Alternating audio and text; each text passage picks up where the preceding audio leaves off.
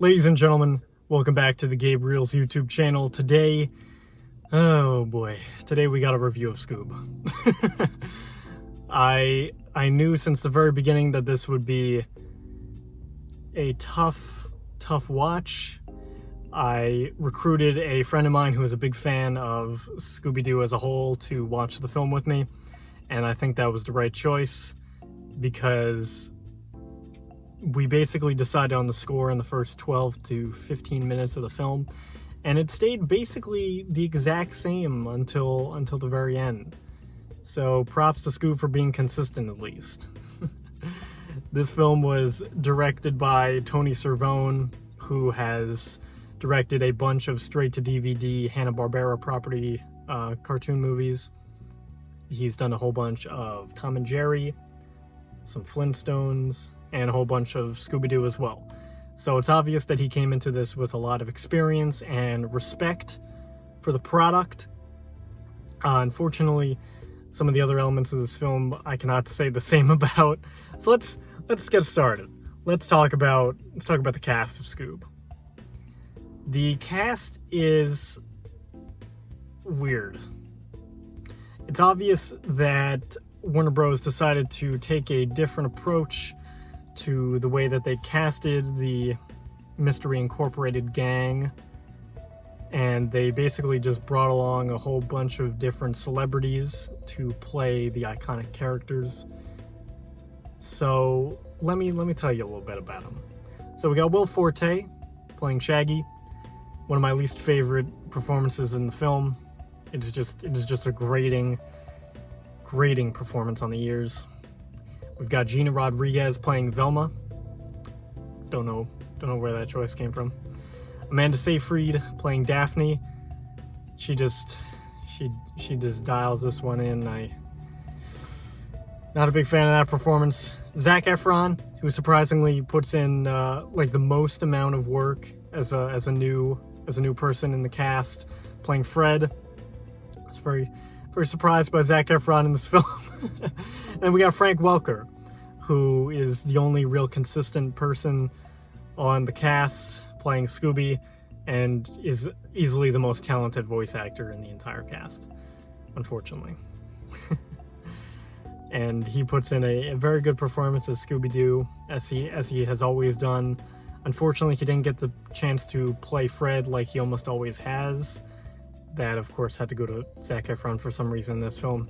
We also get a couple different actors, like Mark Wahlberg playing the Blue Falcon, which was an interesting surprise, and Ken Huang, who plays Dynomutt, the dog robot sidekick of Blue Falcon.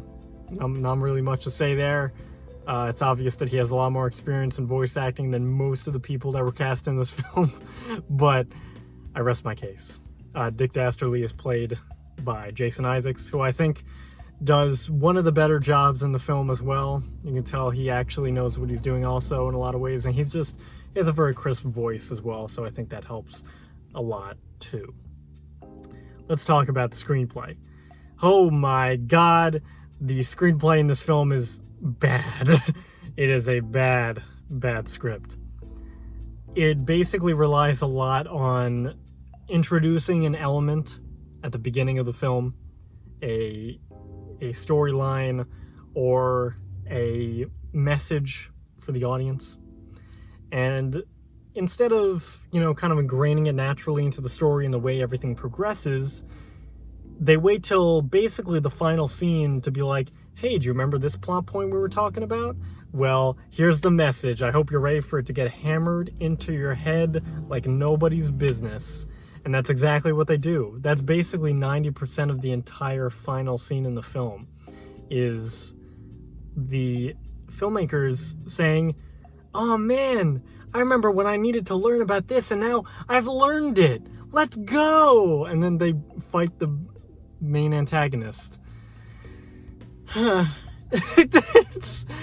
Honestly, there's no clear sign of lazy screenwriting in that. Honestly, there is no clearer way to show that you do not care about the script of your film than if you introduce the message and the story of these characters and have them verbally explain that they have learned it at the end.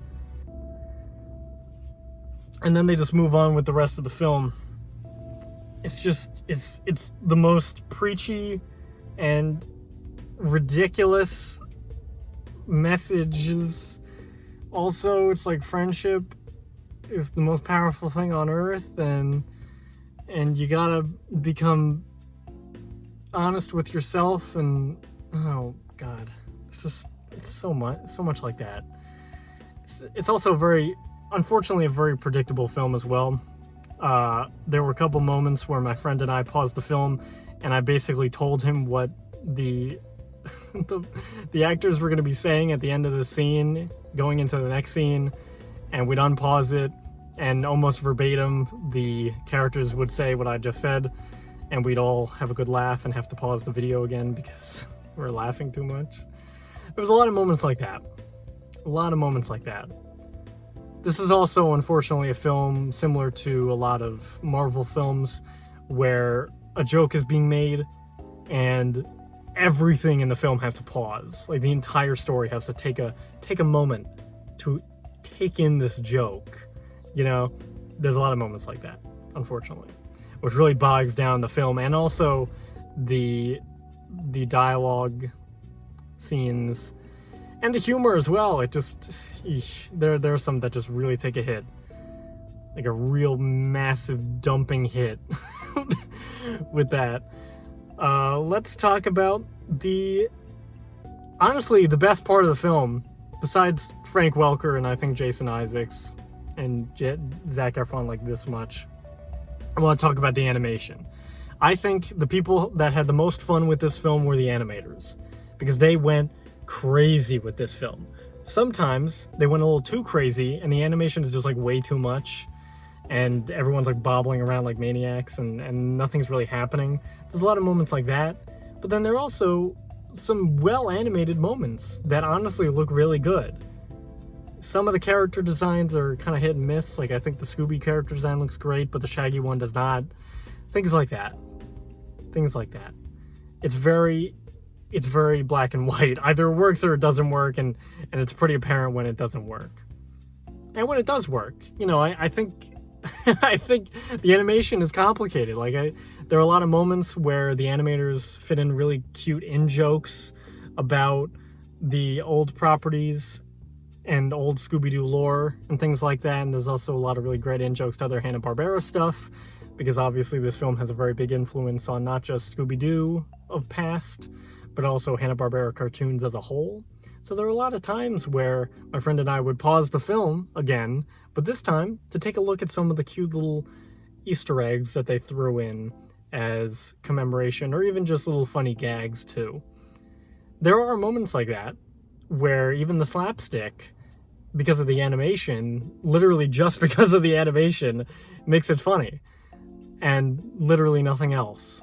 But the animators definitely put in a lot of work, and I was honestly pretty impressed for the most part with the animation.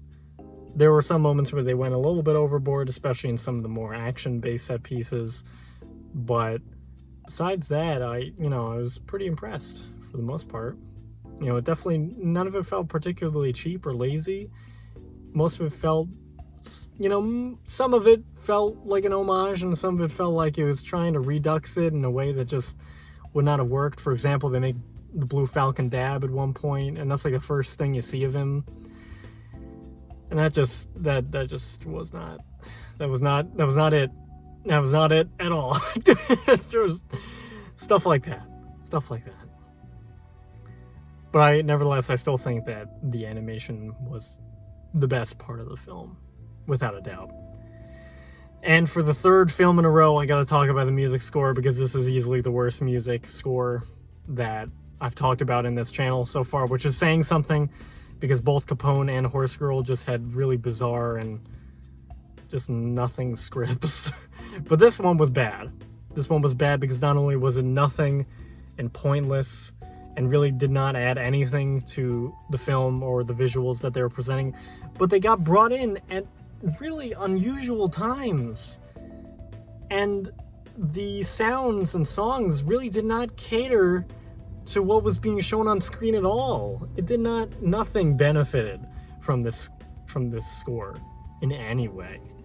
And it's just really kind of uncomfortable to listen to. There are some songs that are just so bizarre and unusual, especially a scene in an amusement park where not only does the music cut in a really weird, unusual way, but the song itself is just really, really bad. It is really bad. Like Will Forte's Shaggy levels of not good. It just damages your ear. I gotta say, that was definitely one of the worst parts of the film for me. It was just not only the way that the score sounded, but also the way that it was integrated in the film, period. Just feels like they didn't really know how, so they just kind of threw it in whenever. There are a lot of moments where someone says a line or someone responds to a line and they throw in this big orchestral push for a second, and it really does not make any sense because the thing that they said really doesn't need or require this much highlight from the music. It's a lot of that. It's a lot of that sort of stuff. It really just does not benefit in the slightest. It really doesn't. It just calls attention to itself in the worst possible way. Alright, now that all that ranting's out of the way, let's discuss the directing and my scores as a whole. Let's talk about the directing first, I should say. I'm going to give the directing a 9 out of 20. It's apparent that the director, Tony Cervone, had a clear vision and respect for the source material. Unfortunately, I feel like it was really bogged down in a lot of ways, and I don't think that his directing really brought a lot to the project in any way, especially because it seems to me like the studio kind of worked against a really unique vision for what this film could have been. But speaking of things that really sabotaged the film, let's talk about the writing now, which I think is honestly a 4 out of 20 grade screenplay because of all the things that I mentioned before. I don't want to get into again because I'm just getting angry. I'm just getting angry by the sheer predictability, the laziness, and the preachy messages that are coding this script. It's just bad, man. It really is. It really is bad. There may be one or two jokes that almost made me chuckle or grin in any way, but most of it is just, it's just bad. It's just not good. It's just not good. Speaking of not good, let's talk about the acting. Well, I think there are like 2.5 okay performances in this film. I'd say that's just about all there is. I'm going to give the acting a 4 out of 20. I think Frank Welker brings a real nice heartfelt performance to Scooby. I think I really think they should have stuck with what worked and stuck to the voice actors that made these characters work. You know, like Matthew Lillard, Gray DeLuise. These people really brought so much to their characters. And if you're gonna make a animated film based on this animated property where you have these voice actors that really do a great job with these roles, why not just keep it, you know? You don't need these A-list actors to bring flair or pizzazz or star power to this film because the Scooby-Doo property already has its fans. You don't need to bring more to the table. You know, just the sheer fact alone that you are an animated children's movie, period, that's enough. You don't need these actors. I don't get what their infatuation is with bringing in these actors to bring nothing and bog down the film and the roles that they have. I'm sorry. I'm sorry. Let's talk about the visuals. The visuals, I think, are the best part of this film in a lot of ways. Even though it can be a little much at times, I do think it's still the best parts of this film as a whole. So I'm going to give it a 12 out of 20. Last but not least, let's talk about the editing. I think the editing, for the most part, actually isn't bad in terms of the picture editing, the visual editing of the film. However, the sound design of this film is not great.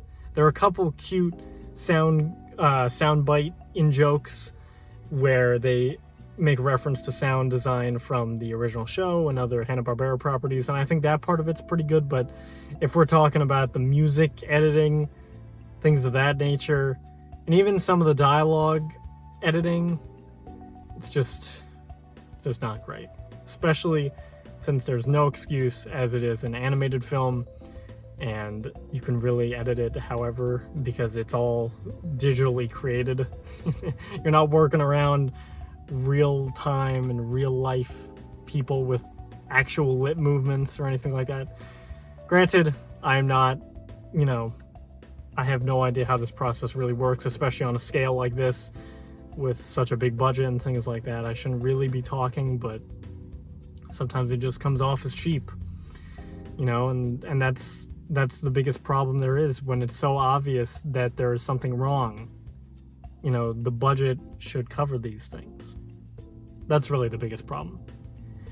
So, all that being said, putting the scores together, I will be awarding Scoob a gracious 40 out of 100, or a 2-star out of 5. I wish this film was better. There are so many moments where you can see potential in it, but it gets bogged down by just too many things. Too many awful elements, unfortunately. If you are a fan of Scooby-Doo, sure, go watch it. There are a couple in-jokes here and there that I think will make you laugh and make you smile, but for the most part, it is a unfortunate representation of one of the most well-acclaimed and well-respected animated shows of all time. Sorry for that to be so nihilistic and morbid. Hopefully next time we'll have a review that's a little more positive. But nevertheless, thank you guys so much for watching, and I will see you all in the next video and the next review. Have a great one.